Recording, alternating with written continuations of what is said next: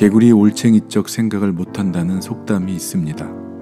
형편이나 사정이 전에 비하여 현저하게 나아진 사람이 지난날에 어려웠던 시절을 생각지 아니하고 처음부터 잘난 듯이 지금의 상황에 감사하기보다는 배은망덕하고 교만해진 상태를 비유적으로 표현한 말입니다. 저 역시 살아온 지난날들을 생각해보면 지금 이렇게 살아가게 된 것 모두가 전적인 하나님의 은혜였음을 고백할 수밖에 없습니다. 내 실력으로는 도저히 할 수 없는 일들을 감당할 수 있게 해주시는 하나님의 은혜를 잊어버리는 순간 교만이 그 자리를 차고 들어오게 될 것입니다.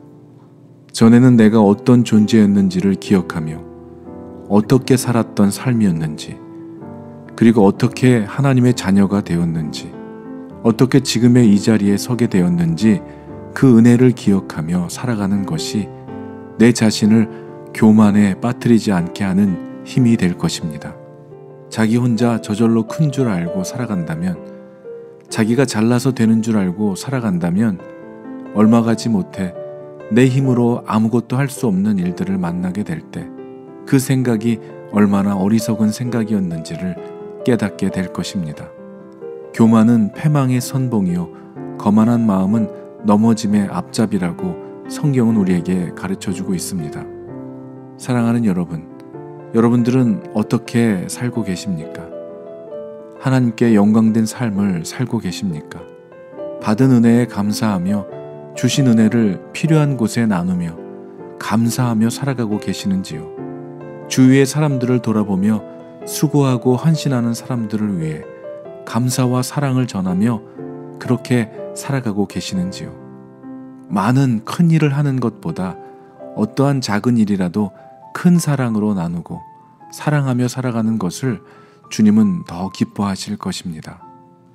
그런 의미에서 본다면 오늘 본문 역대하 9장의 솔로몬은 성공한 인생이라고 할 수 없습니다. 그는 이전에도 없었고 이후에도 없었던 지혜를 하나님께 받은 사람입니다. 하나님이 그에게 지혜를 선물해 주셨을 때 그것으로 백성들을 조화롭게 다스리라고 주신 것이죠. 그런데 그는 결국 하나님을 영화롭게 하는 인생을 살지 못했습니다.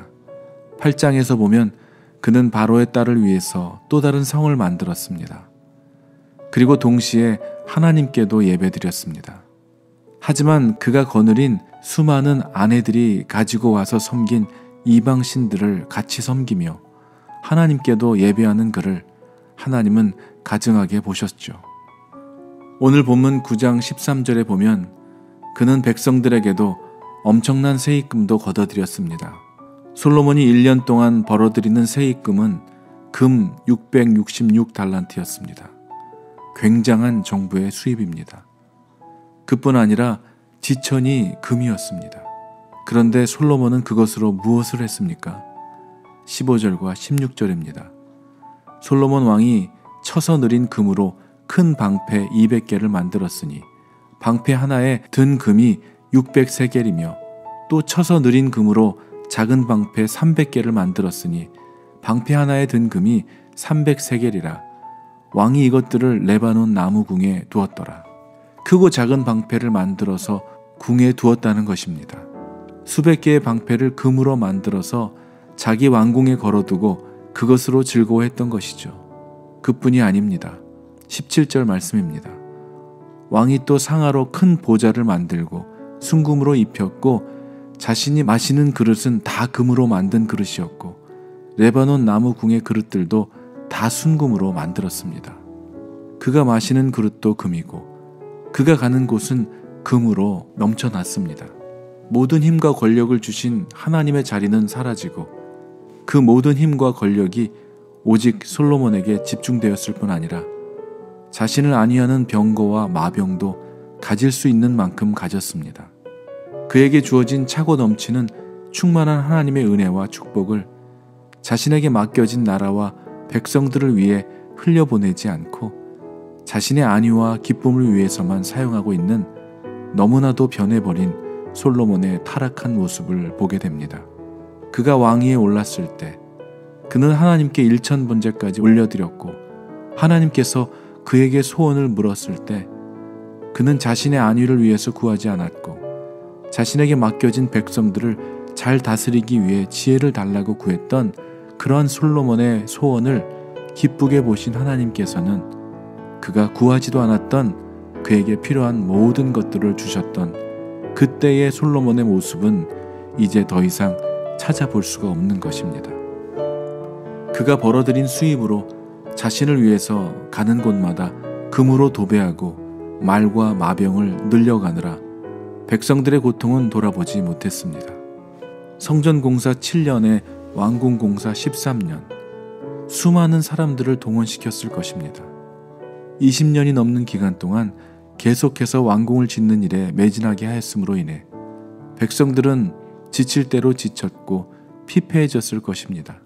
그러나 솔로몬 왕은 그들을 위하여 국고를 열고 금과 은을 나누는 인생을 살지 않았습니다.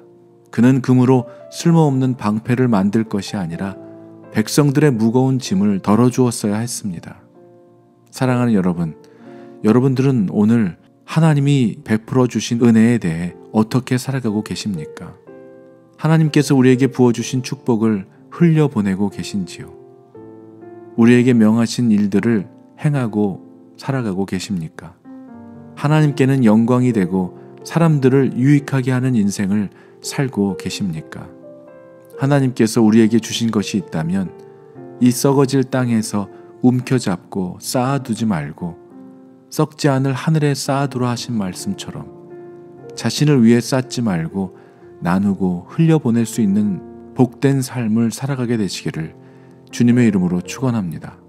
그래서 많은 사람들에게 하늘의 평강을 전함과 함께 하나님께는 영광이 되는 삶을 살아가는 여러분들이 되시기를 주님의 이름으로 간절히 기도합니다. 아멘.